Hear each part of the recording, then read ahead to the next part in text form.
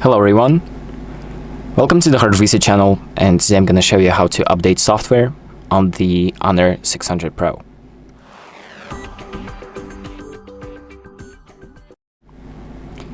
So if you want to update your phone to the latest version, I'm going to show you how to do it.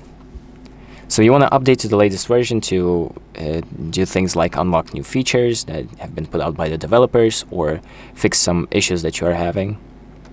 And to do that, we're going to open up Settings and then scroll down to System and Updates. Tap on that, click Software Update, and it's going to check if you have a new update available. So here, as you can see, for me it says you're up to date and the current version and the new highlights or what's new in the version.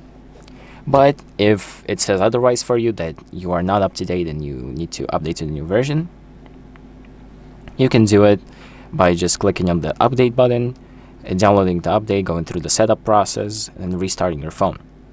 And it's pretty simple. So it's pretty straightforward, and it's going to guide you through the process. So that is pretty much how you do it. Thank you for watching.